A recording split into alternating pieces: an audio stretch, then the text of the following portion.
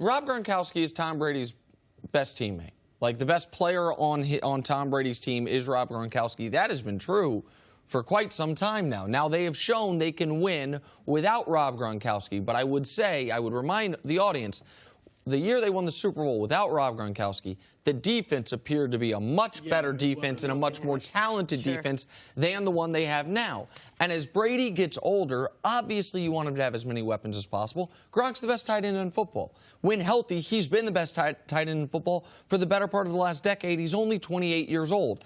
It's not so much to me how much do they gain by him coming back as much as it would have been how much would they have lost by him unexpectedly walking away. You don't expect a guy in the prime of his career coming off one of his best seasons where he was healthy for the most part till that concussion in the playoffs to walk away from the game. They didn't have a contingency plan for that, so it's good news if, in fact, he is officially coming back. What's interesting to me is that the talk, and it was just yesterday, was it reported that he thought about retiring in training camp, and the reason given in the report was that he was unhappy with the atmosphere in New England. He wasn't having fun. They wanted him to train in a different way than he wanted to train.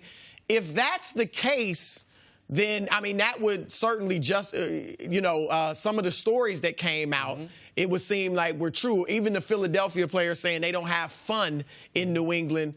Will that be a problem next season? You know, it just makes me wonder. I mean, you're seeing so much stuff come out about the Patriots. It's almost like you don't know what's true and what's not.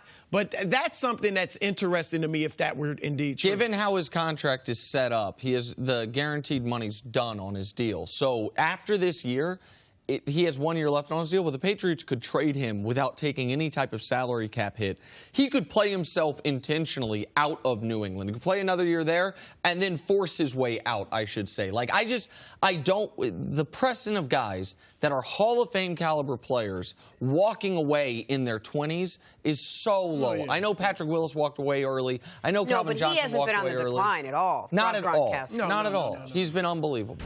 I think one of the things we have to discuss is whether the Giants will ever find themselves in a position where they have this freedom. The number 2 pick, it's going to be a long time. We haven't seen this in a while, so you have to factor that in. What do you think, Nick?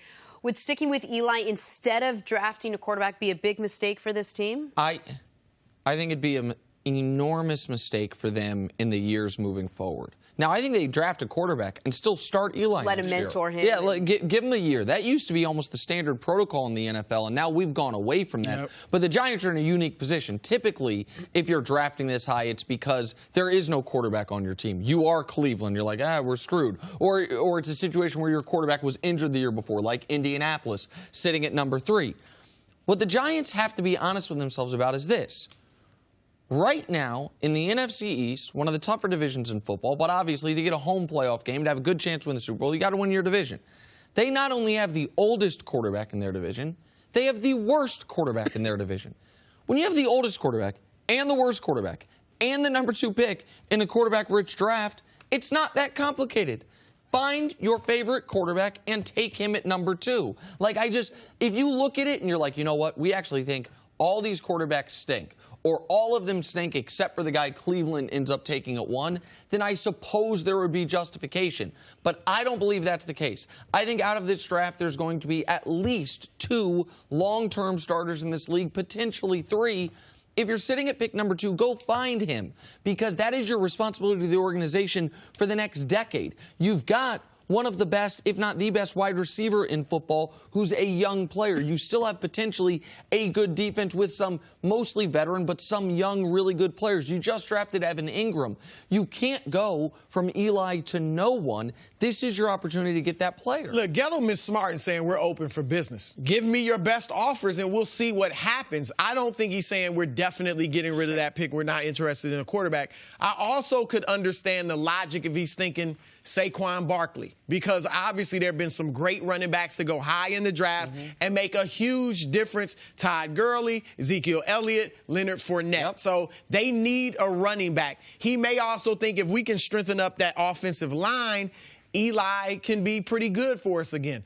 I'm with you, though. All that said, they have to draft a quarterback. You have to. And you're right. Eli can start.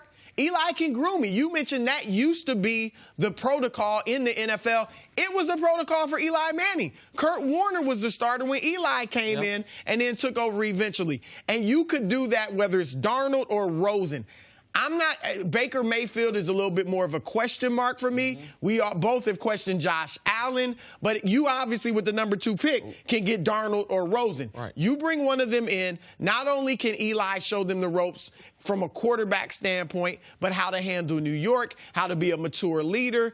I think you are making a huge mistake if you don't go quarterback. You think the Giants think they've got more than a year left or in Eli Manning? Look, it's not like he had one bad year, but he's been great up until the last 3. The last couple of years, he really has been declining. And he's 37. Correct. And they think, look, Drew Brees is 39, Tom Brady's 40. I get it. Category. Yeah, they're better quarterbacks. Different category. But in New York, stuff is magnified. And people in New York tend to think things are either better or worse than they usually are. But we all admit that they're worse. But in New York, they think Eli is better. As great as Eli's been, and I think he's going to be a Hall of Famer. I don't know if you do. But in New York, they think he's better than he actually is. Even if we want to not fully blame, and we shouldn't fully blame this last year on Eli. They lost their best player to injury. They had a coach who didn't seem to know what he was doing. Eli Apple and a lot of the defenders seemed to go AWOL or almost mutiny on the team. I get that. So let's just combine last year and the year before, the year they went 11-5, the year they made the playoffs. Yeah. Over those 2 years, for Eli, 45 touchdowns to 29 interceptions. That ain't great.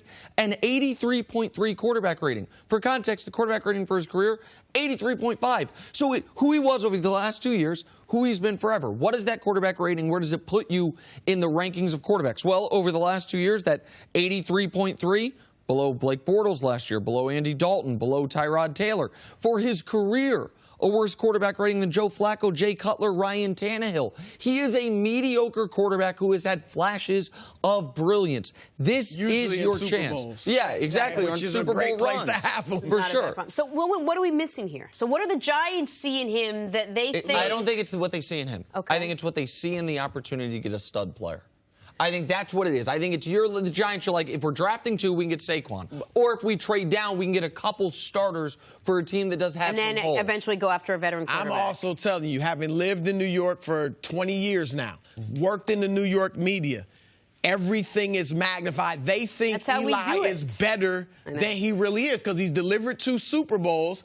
They don't see him as mediocre. I don't either, but they see him as close to elite. That was the reaction, why the reaction was what it was. As a testament to that is, yeah, exactly. Think back to the local media reaction on radio, television, newspaper, the one game Eli was benched. I know, that's why I said, is there any part of this that's a reaction to that, do you think? I don't think that's a part of it because it's a new GM, it's a new head coach, but I do think Chris is right. Eli is a made man in this town. Absolutely a made man in this town because of what he did in those Super Bowls, and because of that, maybe they have a harder time pulling the cord on him. But again, you can draft a quarterback and still start Eli. Exactly. Thanks for watching. Subscribe here to get the latest from the show. Also, be sure to check out more of the best clips from First Things First, or go watch a few segments from our other shows on FS1.